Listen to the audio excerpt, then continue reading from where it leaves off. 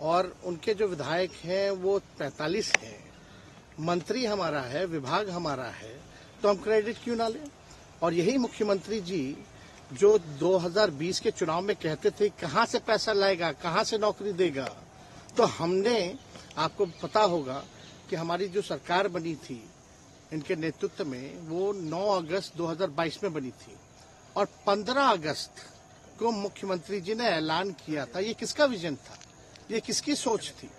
तो जो मुख्यमंत्री कहता था कि यह असंभव है नौकरी देना, उसको हमने एक हफ्ते के अंदर जो है उनसे बुलवाने का काम किया, जो कहता था असंभव है। तो हम लोगों ने जिस हिसाब से विकास के काम किए, नए नए नीति लाए, टूरिज्म डिपार्टमेंट हमारे पास था, हमने टूरिज्म पॉलिसी लाया। आईटी डिपार्टमेंट राज्य कोटा में था, हम लोगों ने जो है आईटी पॉलिसी लाई। और भी कई जो पॉलिसीज हैं हम लोगों ने लाने का काम किया। स्पोर्ट्स पॉलिसीज हम लोगों ने लाने का काम किया। जो खेलेगा उसको भी नौकरी मिलेगा सरकारी, और जो पढ़ेगा उसको भी नौकरी मिलेगा। शिक्षा विभाग किसका था, राष्ट्रीय जनता दल के पास था। हमारे मंत्रियों ने लगातार जो है नौकरियां देने का काम किया।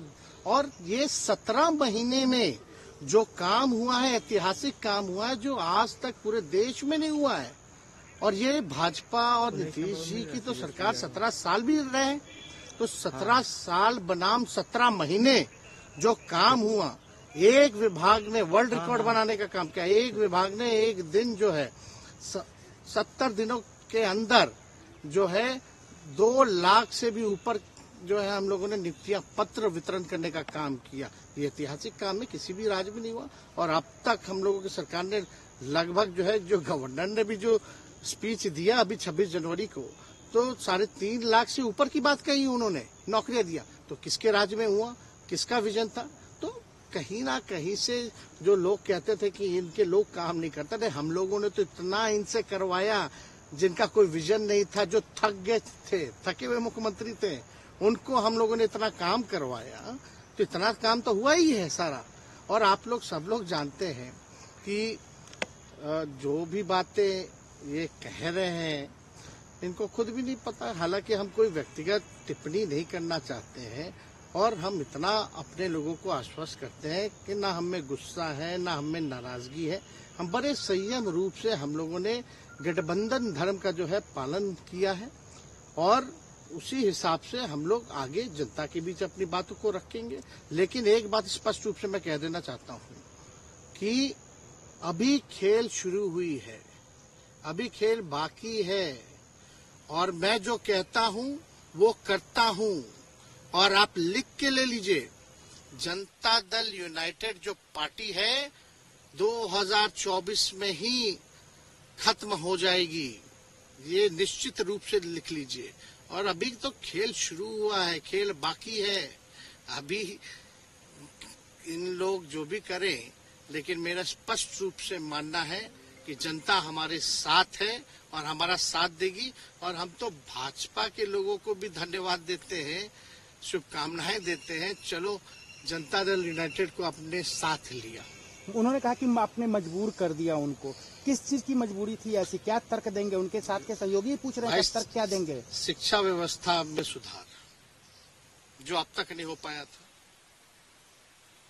क्वालिटी ऑफ एजुकेशन, चिकित्सा में अस्पतालों को बेहतर करना, रोजगार देना, आर्थिक न्याय देना, स्वयं सहायता समूह के मानदेय को दुगुना कराना, पॉलिसीज लाना।